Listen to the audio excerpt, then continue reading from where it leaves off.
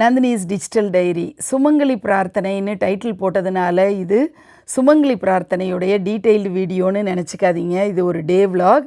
சர்ஜாப்பூர் அழகான கிராமம் பெங்களூருக்கு முன்னாடியே இருக்குது. ஹோசூருக்கும் பெங்களூருக்கும் நடுவில் இருக்குது. இந்த கிராமத்தில் தினந்தோறும் நீங்கள் பார்த்துட்ருக்கிறது ராமரோட கோயில். எங்கள் அம்மா சுமங்கலி பிரார்த்தனை பண்ணாங்க என்னுடைய பாட்டிக்கு. என்னுடைய பாட்டி பேர் சரஸ்வதி மகாதேவன். இந்த தம்பதியோட ஃபோட்டோ தான் நீங்கள் பார்க்குறீங்க. அவ்வளோ பக்தி ஸ்ரத்தையோட புடவையை வச்சு சுமங்கலி பிரார்த்தனைக்கான ஏற்பாடுகள் எங்கள் அம்மா 75 வயசில் பண்ணிகிட்டு இருந்தாங்க. குடம் நிறைய தண்ணி, நீர்மோர், பானகம், அதுக்கப்புறம் அறுசுவை பதார்த்தங்கள், அந்த சுமங்கலி பிரார்த்தனைக்குன்னே உரிய பட்சணங்கள், பழங்கள்னு சொல்லி சூப்பராக சுமங்கலி பிரார்த்தனை அருமையாக நடந்தது. நம்ம வீட்டில் என்ன புது நகை வாங்கினாலும் சரி, அல்லது பழைய நகைகளாக இருந்தாலும் அதை பாட்டிக்கு சமர்ப்பணம் பண்ணுறது ஒரு வழக்கம்.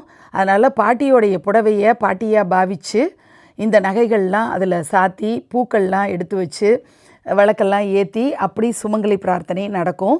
இந்த புடவை ஆனந்தசீலம் சில்க்ஸில் நான் வாங்கிட்டு போயிருந்தேன்.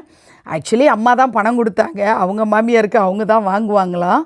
பீச் கலரில் க்ரீன் கலர் பார்டர் ரொம்ப பிடிச்சி அழகாக இருந்ததுன்னு ஆசையாக வாங்கினேன்.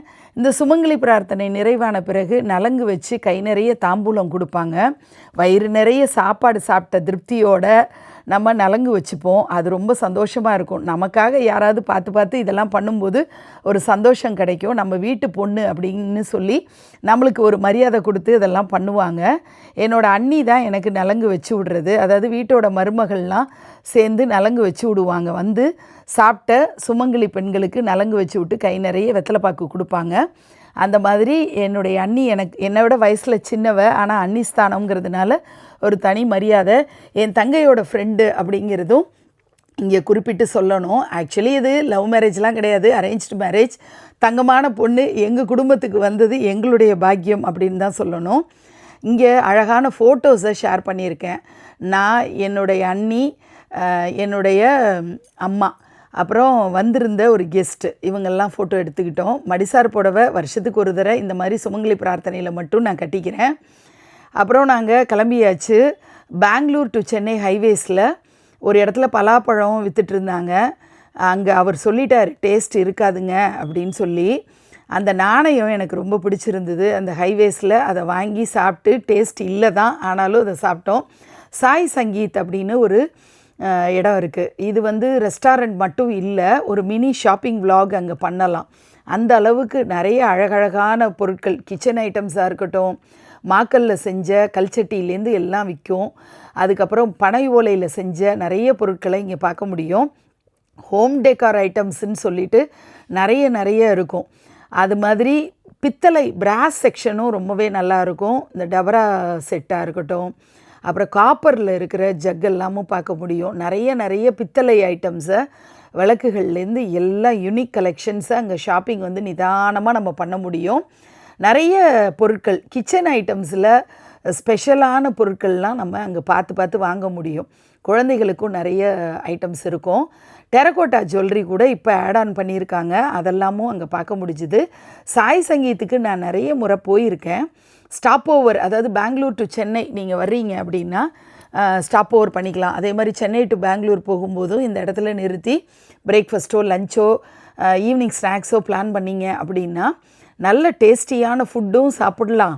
அதே மாதிரி இந்த ஷாப்பிங் எக்ஸ்பீரியன்ஸையும் நல்ல அழகழகான பொருட்களையும் பார்க்கலாம். இங்கே ஹைலைட்டான ஒரு விஷயம்னா தியான கோலத்தில் இருக்கக்கூடிய இந்த சிவபெருமான். எனக்கு தெரிஞ்சு ஒரு 7 வருஷம் முன்னாடி நாம் நிர்விக்ன லக்ஷ்மி இல்லத்தில் ஒரு தீமாக இந்த தியான கோலத்து சிவனை நம்ம பிளான் பண்ணியிருந்தோம். அதுக்கான இன்ஸ்பிரேஷன் இந்த சாய் சங்கீத்து தான். அந்த ஃபோட்டோஸ் நான் ஒரு சமயத்தில் ஏதாவது ஒரு சமயத்தில் நான் ஷேர் பண்ணுறேன். இந்த மாதிரி அழகான சிவனை தரிசனம் பண்ணுறது ரொம்பவே சந்தோஷமாக மனசுக்கு அமைதியை கொடுக்கக்கூடிய வகையில் இருந்தது. அதுக்கப்புறம் நாங்கள் சாப்பிட்றதுக்காக உள்ளே போகிறதுக்கு முன்னாடி இந்த கீன்னு கத்தக்கூடிய பறவைகளை ரசிக்கிறது, அடுத்தது இந்த ஃபிஷ்ஷஸ்லாம் துள்ளி குதிக்கக்கூடியது, பெரிய ஃபிஷ்ஷஸ்லாம் பார்த்தோம். இதெல்லாம் குழந்தைகளுக்கு ரொம்பவே நல்லாயிருக்கும். கிளிங்னு சத்தத்தோட இந்த பீங்கானில் செய்யப்பட்ட டெரகோட்டா ஐட்டம்ஸ், அந்த வின்சைமெல்லாம் பார்க்குறதுக்கு ரொம்ப நல்லாயிருக்கும். பீங்கான் பொருட்கள், ஜாடி, இந்த வகைராக்கள்லாம் வந்து ரொம்ப எக்ஸ்க்ளூசிவாக இருக்கிறதெல்லாம் பார்க்க முடியும்.